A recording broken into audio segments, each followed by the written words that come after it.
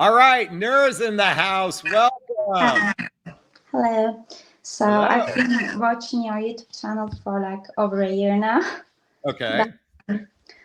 I'm in a relationship and it has been over 8 months. Yeah. Okay. So everything is going great. He's a great guy, generous, kind. He has 2 kids, a divorcee of like 3 years. Yeah. How old And is he? he's 45.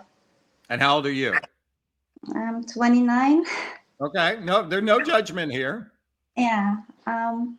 So I want to see some commitment, and like I would like him to pop the question. Yeah, it's not happening. So last weekend I told him. Wait, before you go into last weekend, Yeah. why do you want him to pop the question? I want to hear your why. Well, because I think I know him already. Like 8 months is not a short time, and we have been seeing each other twice or 3 times a week since we started dating. Okay. And I don't know what is gonna change if we keep waiting. Like in 4 months' time, what's gonna change? What am I gonna find out about him? Yeah.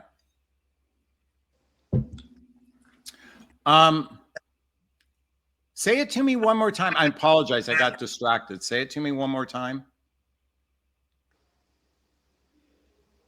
Why I want him to pop the question? Yeah. I mean, well, I want you to go deeper, and I apologize. I got distracted. So do you want him, like, I want you to think about the mechanics of a relationship, okay? I want you to think about it deeper. So he's got 2 children. What's his schedule with his children? Like he's a great father, very attentive. Okay. Twice, like 2 days a week, he has the kids. Yeah. Okay. But apart from that, they go on vacations. Once in the summer and once either in spring or autumn. So, yeah. Okay. He's very attentive, and I have kids, so I'm 29, and it's a good time. Like, why not?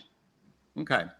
All right. So there's not a lot of depth in what you just said. Okay. I just want you to know that. I mean, you're just saying like, oh, I just want to get married. Okay. But there's no real intentionality behind that. So I invite you to lean into that a little bit more and really get clear about your why. Okay. So let's look at it let's reverse engineer this. Why do you think he hasn't popped the question? I don't know, actually. Maybe it's just too early. Maybe I'm rushing things because I'm 29 and soon I will turn 30. And maybe it's just that, because I think I would be more, I could take things slower if I was like in the beginning of my 20s, right? Yeah. But now. Wait, do you want to have children? Do you want to have children? Yeah, I do. And does he want to have more children? Yeah, he does. But the problem is he's 45 and I'm almost 30 and I want to have kids before I turn 35. So in like 5 years time, he's going to be close to 50. Yeah. Like we got to sort of go with a faster pace. Wait, how long has he been divorced? 3 years. Okay. And has he had any other relationships before you?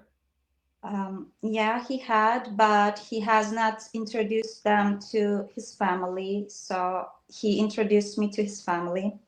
Okay. So yeah, everything is great. We are going, I think, pretty seriously. But have you asked about marriage? Yeah, like last weekend, I said, oh, you know what? I think a mosquito bit my finger. Like I think some protective shield here. What do you think will sit there? So what else can I say? So, okay. And how did he respond to that? Oh, we laughed it off. So my plan Why do you think he laughed it out? Because it was funny. Okay, so you said something funny that wasn't serious, and he reacted because you weren't being honest. You were being silly. Yeah. You weren't being an adult. You were being, hey, I'm a little girl. I'd like to have a gold ring on my finger. I'm just a little girl. That's the way you operated. You didn't operate like an adult. You're not talking about your relationship most likely at a real granular level, because ultimately, I will tell you most likely, and I'm not suggesting that this is absolute. I'm just saying most likely he's gun shy to getting married again. Did he have a contentious relation? Did he have a contentious divorce? I don't know. I just know that it took them a year and a half to get a divorce with all the lawyers and stuff. Yeah. I don't know much So, about it. does he talk bad about his ex-wife? No, not at all. But that's a Okay. great quality that I like about him. He hasn't said anything bad, because if he does, that means if our relationship ends, then he may say something bad about me. Yeah. So okay, that's good. So I would venture to say he probably doesn't know the mechanics to a healthy, happy relationship. He probably hasn't fully processed the ending of his relationship. He probably hasn't taken full ownership of it. He's probably emotionally wounded and hasn't done any work on himself. I mean, this is most likely where he's at. And I'm just saying this statistically speaking. Is he focused on his own needs, or does he genuinely care about you and care about your needs? Yeah, he does. He does care about me. He's very gentle, a great man. So that's the reason. Like, I feel like I've known him good enough, and not a single bad thing came about him. And I don't know. Like, I'm done with my decision. Like, I think it's a good call. Yeah. But I think he Okay, needs so more then the time. question is, then I would invite you to have a sit-down conversation and ask about where's this relationship going from your point of view. Like, ask him, where do you see this relationship going from my point of view? And then you say, you're asking it, where do you see this relationship going from your point of view, meaning him? Okay. I would like to get married. How does that fit into your timeline? And start having conversations instead of, oh, look, my finger is empty. I'm a little 16-year-old girl. I'm a princess. I'm being, I'm sorry. I mean, if you were my daughter, I would say, be a grown up, ask him what he wants. And you will find that he will most likely go, I'm not ready. And he's going to probably say, I need a couple years to be ready. Oh, for real? You sure? Most likely. Yeah, because I don't have a couple of years. No. Well, because you guys went in so naively, you went ambivalently. Yeah, but then there is the talk about. By the way, there's something wrong with your sound. Sorry? Okay, talk to us. Yeah, we have this static. Yeah, there's the talk about the kids, future plans. Do me a favor, hang up and come right back on.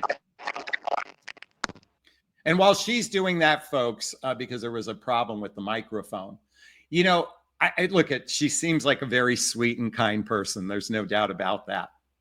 And she's still operating from the way most people operate, from a very naive place about relationship, is probably focused on entertainment, romance, and physical connection without talking about the mechanics to a healthy, happy relationship to build that deep friendship. Here she's coming back. So let's see if this works. Okay, we got you back. Thank you.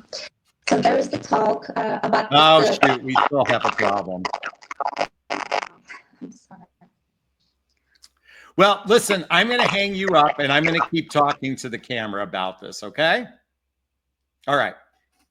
Good luck. So, Noor was very, very sweet. And coming back to my point, this whole my finger is empty kind of thing is very naive, childlike way of approaching this. I'm here to encourage adults to operate from a more sincere place. Now, they've only been together for 8 months, so I suspect he probably knows whether or not he likes her at this point, but does he want to take care of her? This is the scary part about midlife dating, because many people coming off of a divorce are rather gun shy to a significant relationship. They're gun shy to a significant relationship because they don't want to have another bad experience. The problem is most couples don't operate from a place of intentionality. They're hyper focused on chemistry and attraction. I don't know their capacity to resolve conflicts between the two of them. I don't know that piece.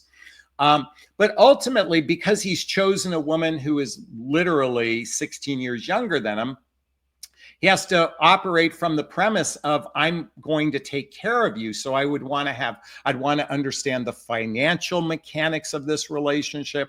How involved are they in each other's lives to build something together? These are the kind of conversations. And I would say getting close to the 9-month to the 12-year mark is the time to start having these serious conversations. By the way, if you look back in history, we committed to someone very quickly, and now we just operate from a very cavalier place. We're just enjoying each other's time. We're just experiencing each other. We're not building something together. So Noor, I invite you to have a sit down with them, have a serious conversation about what's the purpose of this relationship? What's our relationship vision? Are we moving towards the idea of being partners with one another, or are we just experiencing one another? And it's quite possible, Noor, that you are simply a placeholder in his life,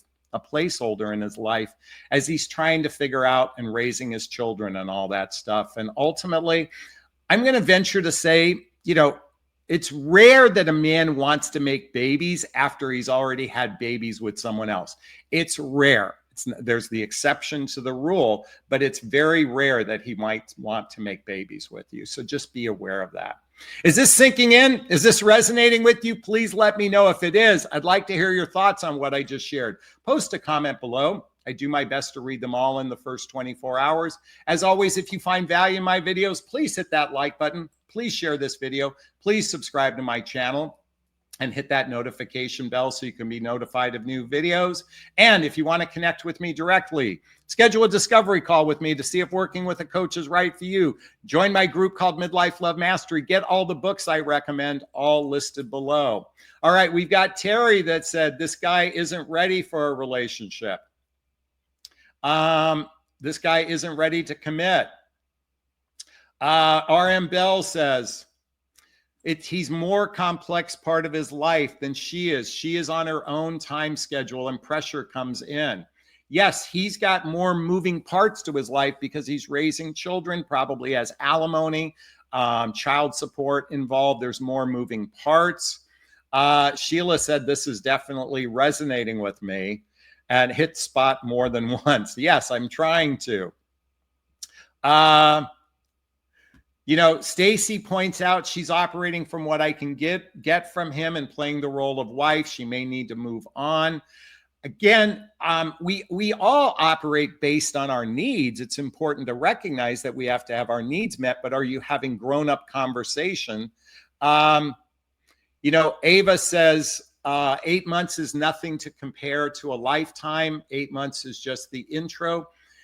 I'm here to say, if you're not consciously being intentional about the future, then you're just experiencing life. And to some degree, it's good to live in the moment because, the future isn't guaranteed.